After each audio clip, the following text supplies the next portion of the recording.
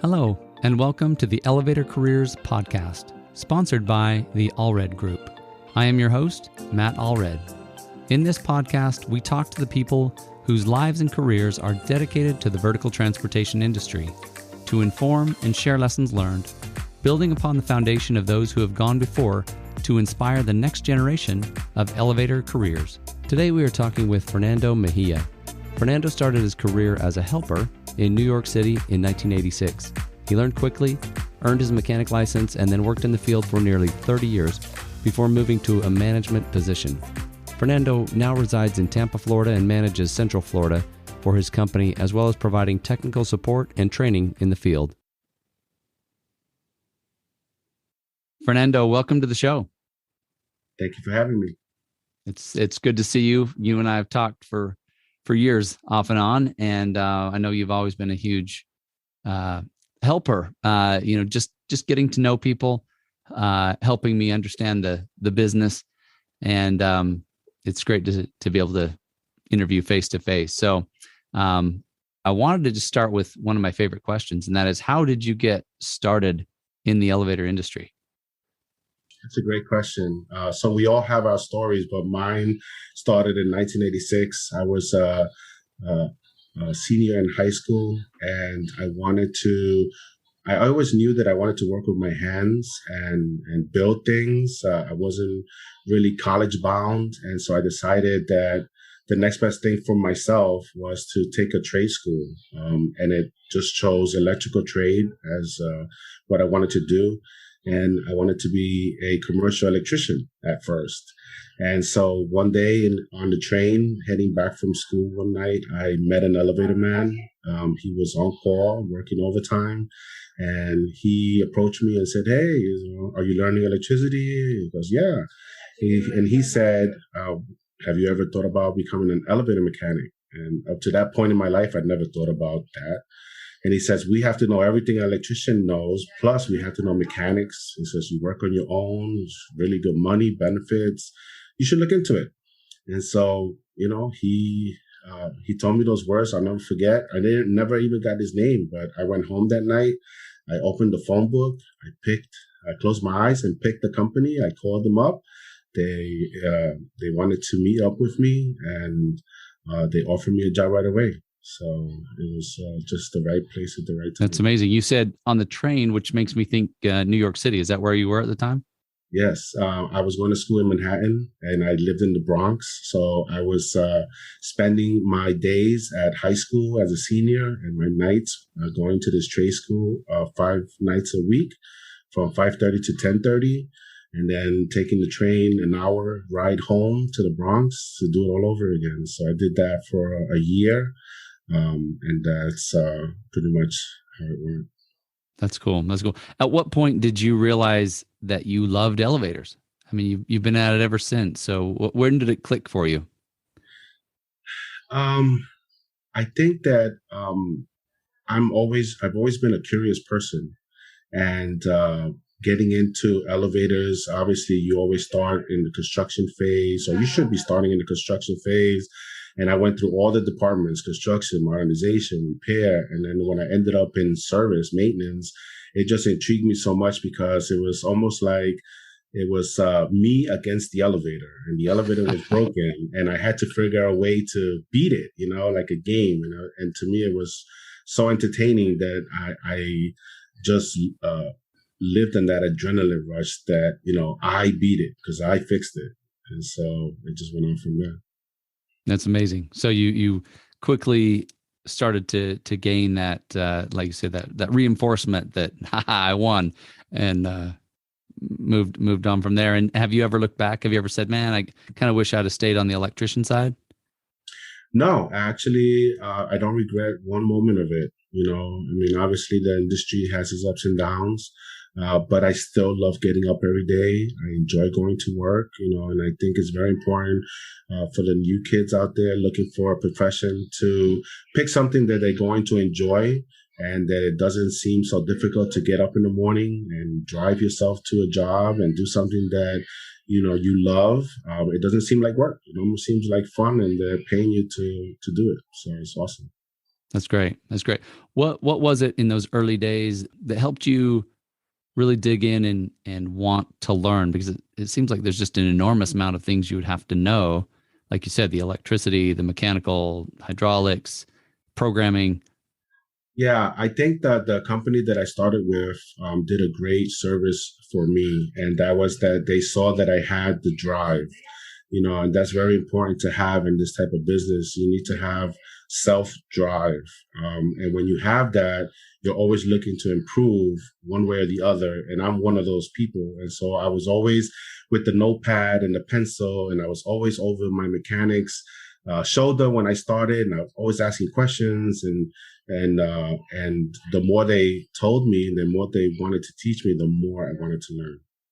That's awesome. Who were some of your biggest mentors, especially early on, that really? Yeah, I think that I have many mentors that I can go back to, but the most impactful ones were the ones that were patient. They would sit with me, listen to me, explain things in detail, and kind of took their time to explain to me why this was happening and why it should happen and why it shouldn't be happening. And those are the people that I think back, and I think that they really set the course for me in my career.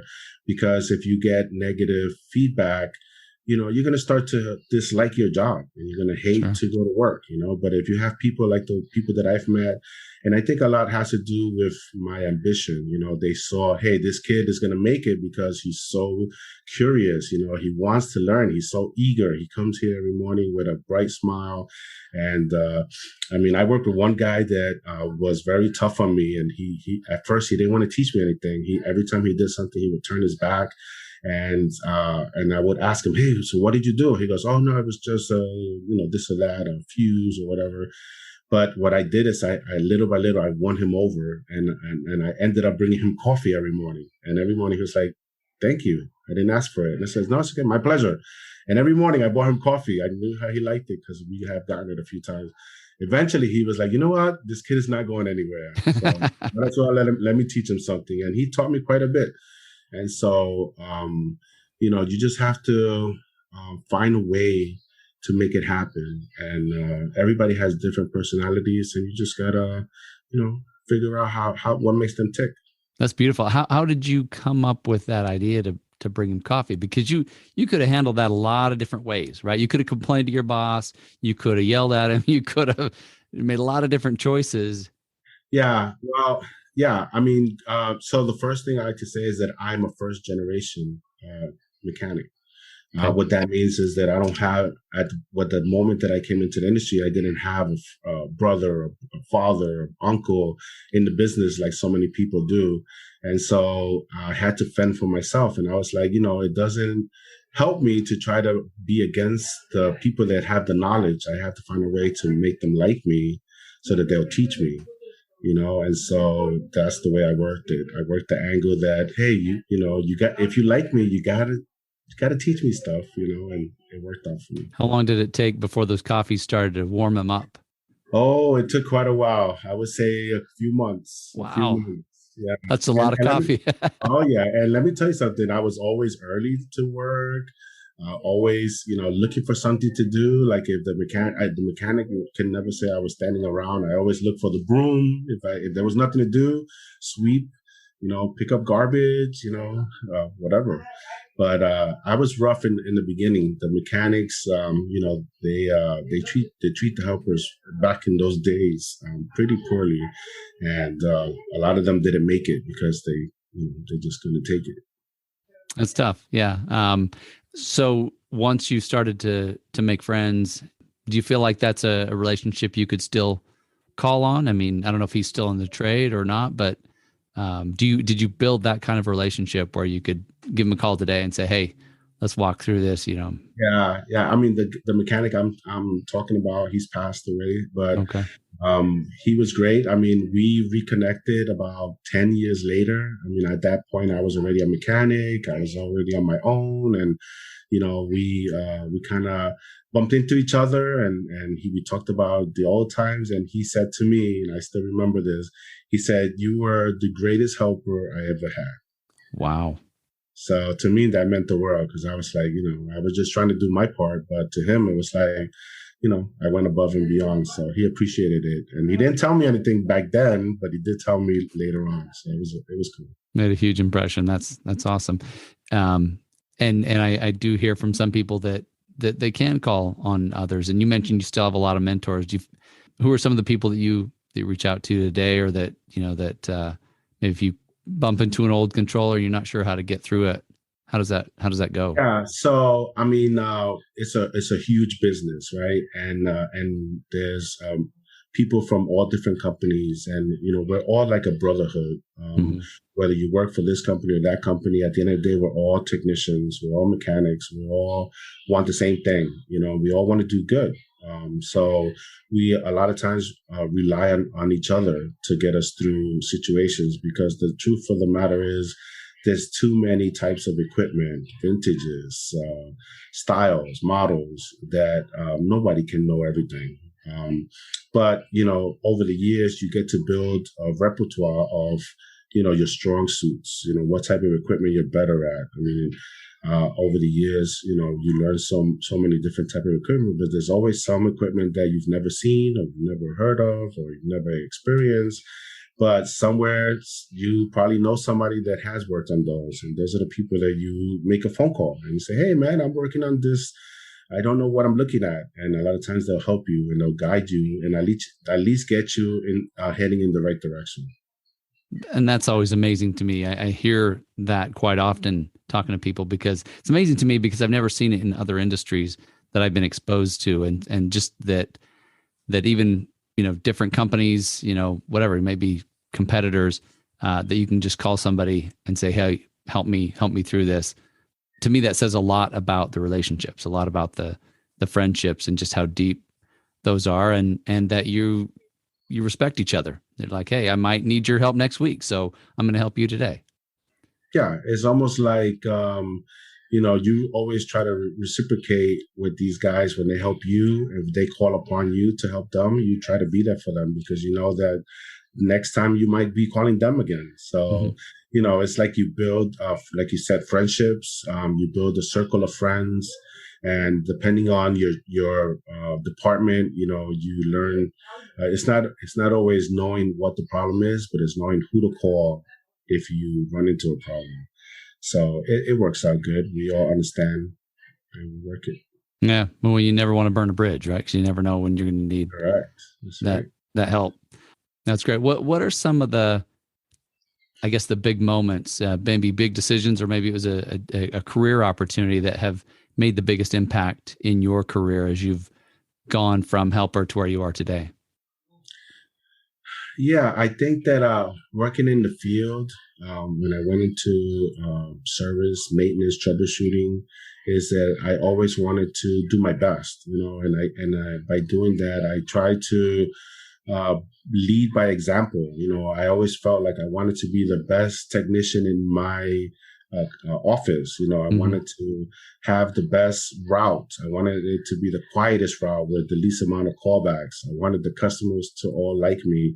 I wanted the inspectors that we dealt with to appreciate my work. And so I worked very hard at that, and never thought that it would open opportunities for me. But obviously, it did.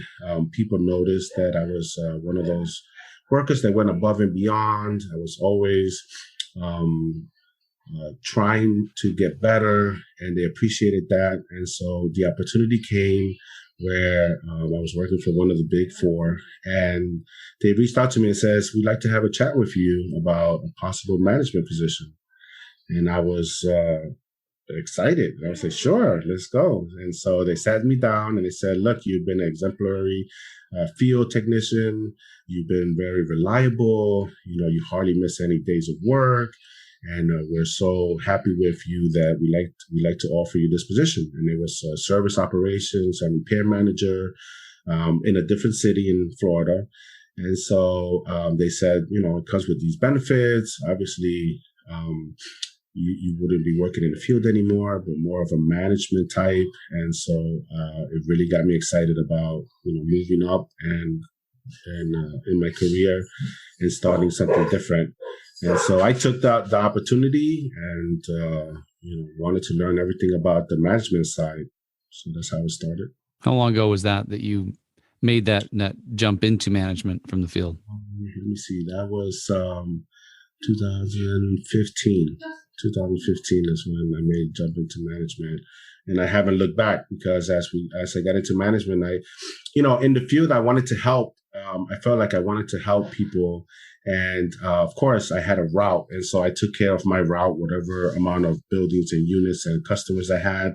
But I felt like in management I could reach more people, and Sure. I could be helpful to more people, not only internal, external customers, also the route guys, other people in management. I just felt like I could be made more of an impact in a broader scale, and I love that. So that's why I stayed in it.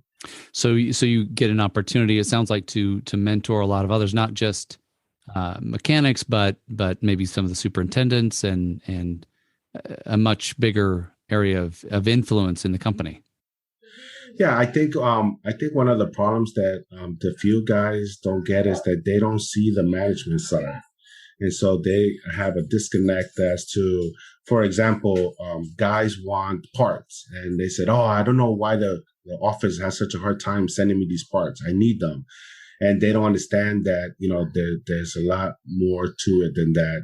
There's, contracts and how Sure. much money they're making off of this one building. And if you, for example, if you're getting a set price for this contract monthly, in a year you make X amount of money, and if you pour more money than you're making, then you're losing money on the job, and they don't, obviously they don't see that part of it. So when I came into management, now coming from the other side of the fence, I could relate, so the other opposite is true. So in the office, managers don't really realize all the hoops that the guys have to jump through to get a job done.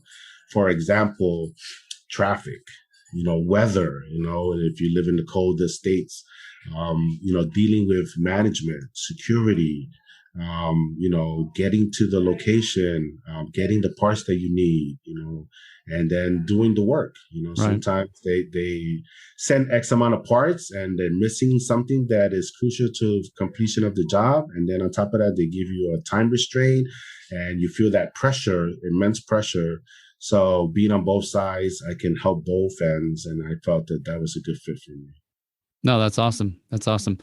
What would you say is one of the biggest challenges that you've had to overcome to continue to grow and be successful? There's many challenges. I think closed-minded people, people that assume that their way is the only way.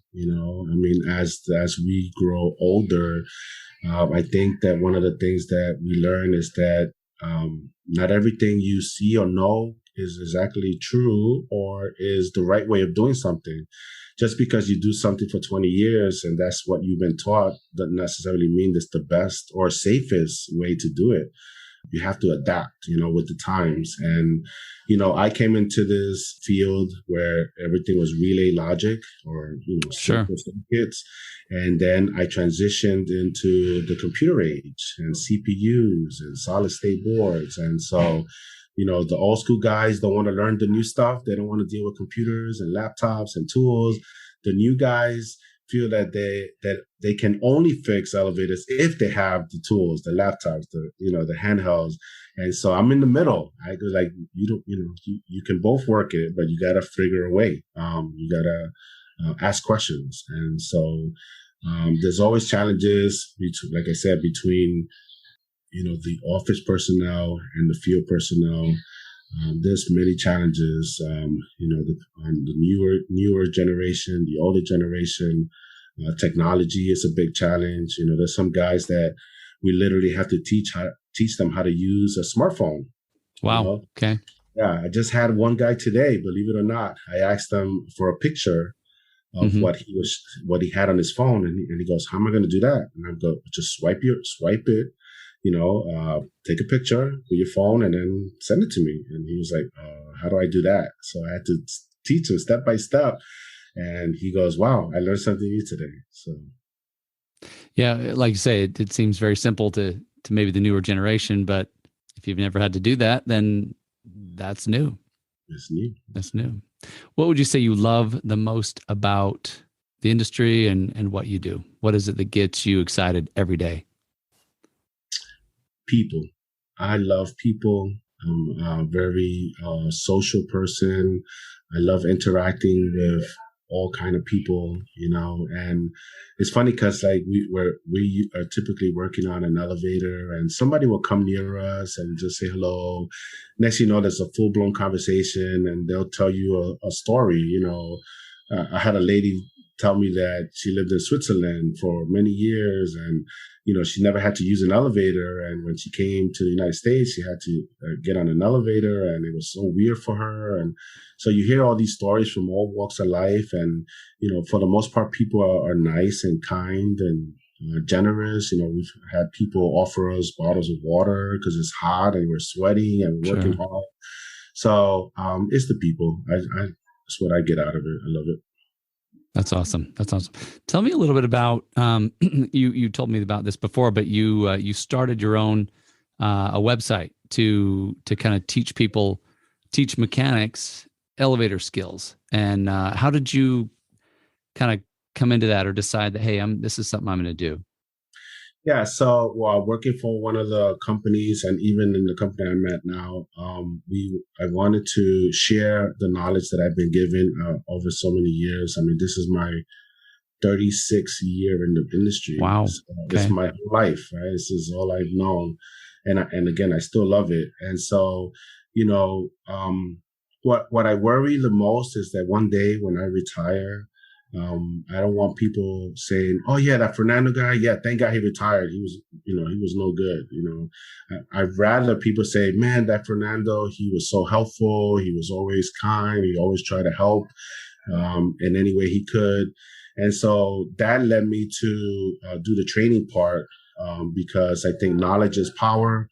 I also feel that when you work safely and efficiently, then you could be successful. And so my training consisted of doing like a weekly training session, whether in the classroom or individual training, one-on-one with different mechanics, whether in different departments. I wanted to reach more people on a broader scale. And so I decided that what better way with technology? And so I created this application. I don't know if you want me to say the name. Yeah, please. Okay. So the site is called Elevate Your Skills with a Z at the end. And basically it has a lot of good information. It talks about print reading, which is one of the things that we're losing nowadays because of the newer kids. Again, they think that you got to have a tool to fix it, but if you learn to read a print, you can fix any elevator. So you say we're losing that. And I believe what you're talking about is that a lot of the guys who know how are retiring and moving on. And so that's a skill that is becoming more scarce.